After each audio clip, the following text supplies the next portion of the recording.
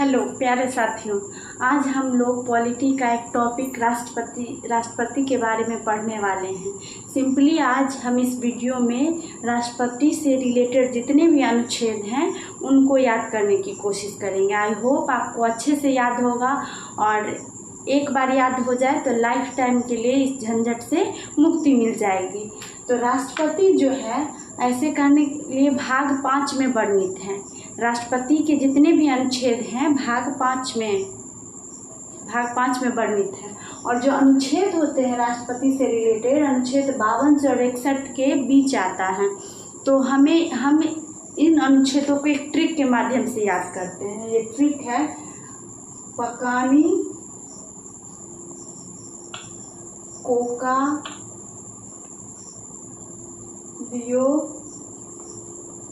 दसम। थोड़ा ऑड लग रहा हुआ ट्रिक, लेकिन मेरी मानिए इस ट्रिक को आप लोग रट जाइए, याद कर लीजिए। सब दिन के लिए अनुच्छेद से, राष्ट्रपति के अनुच्छेद से झंझट खत्म हो जाएगा आप लोग का। मेरे साथ रिपीट कीजिए, 10 बार नहीं है, मन में ही रिपीट कीजिए। पकानी कोका दियो दसम, पकानी कोका दियो दसम, पकानी कोका दियो दसम। ठीक है, आप लोग रिपीट कीजिए। चलिए अब अनुच्छेद बैठाना हम लोग शुरू करते हैं। अनुच्छेद नंबर 52, 53, 54, 55, 56, 57, 58, 59, 60 और 61। चलिए अभी लग रहा होगा मैंने क्या लिख दिया है। ठीक है, आगे देखते हैं। राष्ट्रपति का जो अनुच्छेद है, अनुच्छेद नंबर 52 से शुरू होता है। ठीक है, अनुच्छेद 52, 53, 54, 55, 56, 57, 58, 59, 60, 61। चलिए प से हो गया राष्ट्रपति पद का वर्णन। ठीक है, संविधान में राष्ट्रपति का एक पद होगा, ये किस अनुच्छेद में वर्णित है? तो अनुच्छेद नंबर 52 में ये है कि राष्ट्रपति का जो है एक पद होगा। ठीक है, नेक्स्ट है का। और अनुच्छेद 53 में है जो भी राष्ट्रपति होगा वो भारत का कार्यपालिका का अध्यक्ष होगा। ठीक है, एग्जीक्यूटिव ऑफिसर होगा, कार्यपालिका अध्यक्ष होगा। ये किस अनुच्छेद में है? 53 में। अनुच्छेद 54 में है राष्ट्रपति का निर्वाचन। निर्वाचन है एक निर्वाचक मंडल के द्वारा होगा। क्या आप बता सकते हैं कि राष्ट्रपति के निर्वाचन में कौन कौन भाग लेता है और कौन भाग नहीं ले सकता है? जिन्हें पता है वो कमेंट कीजिए। मैं बाद में बताऊंगी कि राष्ट्रपति के निर्वाचन में कौन कौन भाग लेता है। अनुच्छेद 55 में है कोटा। अनुच्छेद 55 में है कोटा। ठीक है, और अनुच्छेद 56 में है कार्यकाल, कि राष्ट्रपति का कार्यकाल कितने दिनों के लिए होगा। राष्ट्रपति का कार्यकाल 5 वर्षों के लिए होता है। अब ये बताइए कि अगर कोई राष्ट्रपति की मृत्यु हो जाती है या देहांत हो जाता है, ठीक है, या वो त्याग पत्र दे देता है, तो जो नए राष्ट्रपति का निर्वाचन होगा क्या बचे हुए अवधि के लिए होगा या पूरे 5 साल के लिए होगा? ये लोग आप लोग सोच के बताइए। ठीक है, अनुच्छेद 57 में है दोबारा निर्वाचन। ठीक है, क्या है कि जो एक बार राष्ट्रपति बन गया है वो दोबारा भी बन सकता है। जैसे डॉक्टर राजेंद्र प्रसाद हमारे देश के राष्ट्रपति थे, पहले राष्ट्रपति थे और वो दूसरे बार भी राष्ट्रपति बने थे। क्या कोई और ऐसे व्यक्ति हैं जो 2 बार राष्ट्रपति बने हैं? हैं तो उनका नाम कमेंट में कीजिए, नहीं है तो नो लिखिए। अब है नेक्स्ट 58 योग्यता में है कि क्या उनकी क्वालिफिकेशन होगी। योग्यता राष्ट्रपति बनने के लिए वो योग्य है या नहीं, उस चीज़ का वर्णन 58 में किया गया है। तो योग्यता में क्या हो सकता है? पहला नंबर भारत का नागरिक होगा। फर्स्ट नंबर क्या है? भारत का नागरिक होगा।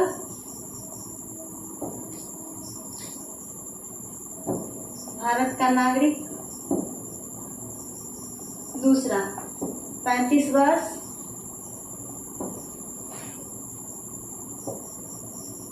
35 वर्ष की आयु का होगा, भारत का नागरिक होगा। ठीक है। अनुच्छेद 59 में है दशा। दशाएं मतलब क्या वो नहीं होगा उनमें क्वालिटी। तो सबसे पहले पागल और दिवालिया नहीं होगा, पागल व दिवालिया ना हो, लाभ के पद पर ना हो, लाभ के पद पर ना हो। ठीक है। देखिए ये दोनों में अंतर है। योग्यता, योग्यता मतलब क्या चीज़ उनके पास होना चाहिए, और दशाएं मतलब क्या चीज़ उनके पास नहीं होनी चाहिए। ठीक है।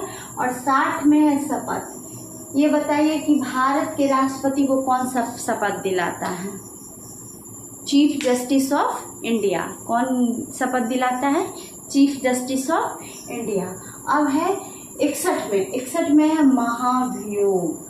क्या राष्ट्रपति अगर एक बार बन जाए उसे कोई अपने पद से हटा सकता है? यस। अनुच्छेद 61 कहता है कि राष्ट्रपति पर महाभियोग लग सकता है।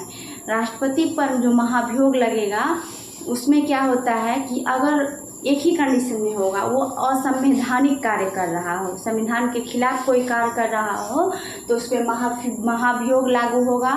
महाभियोग क्या है कि जो स्टार्ट होगा और वो लोकसभा या राज्यसभा से जो जिससे भी स्टार्ट हो, तो वोटिंग करके उसे अगर लोकसभा से स्टार्ट होता है तो राज्यसभा में भेजा जाएगा और वहाँ पर 2/3 बहुमत करवाया जाएगा। अगर और महाभियोग लगने के 14 दिन पूर्व राष्ट्रपति को नोटिस भेजा जाएगा।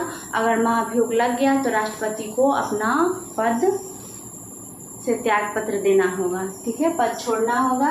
तो अब चलिए देखिए कितना इजी था। अगर हम इस ट्रिक को याद कर लेते हैं, ठीक है, इस ट्रिक को याद कर लेते हैं ट्रिक, तो हमें इतने अनुच्छेद आराम से याद हो जाएगा। तो मेरे साथ एक बार कीजिए, पकानी कोका द्योदशम, पकानी कोका द्योदशम। ठीक है। अनुच्छेद 52 में क्या है? राष्ट्रपति का एक पद होगा। अनुच्छेद 53 में है कि वह कार्यपालिका का अध्यक्ष होगा। अनुच्छेद 54 में है उनका निर्वाचन। ठीक है। अब ये बताइए, मैंने एक सवाल किया था कि राष्ट्रपति के निर्वाचन में कौन कौन भाग ले सकता है। तो राष्ट्रपति के निर्वाचन में लोकसभा, राज्यसभा के जो भी निर्वाचित सदस्य हैं, ठीक है, जो भी निर्वाचित सदस्य हैं वो, और जो विधानसभा है, ठीक है, विधानसभा के जो निर्वाचित सदस्य हैं वो राष्ट्रपति के निर्वाचन में भाग ले सकता है। और कौन नहीं ले सकता है? तो विधान परिषद नहीं ले सकता है। क्यों नहीं ले सकता विधान परिषद भाग? क्योंकि विधान परिषद भारत के सभी राज्यों में नहीं है, इसीलिए विधान परिषद को राष्ट्रपति के निर्वाचन में मौका नहीं दिया गया है। अनुच्छेद 55 है कोटा। अनुच्छेद 56 में कार्यकाल, भारत के राष्ट्रपति का कार्यकाल 5 वर्षों के लिए होता है।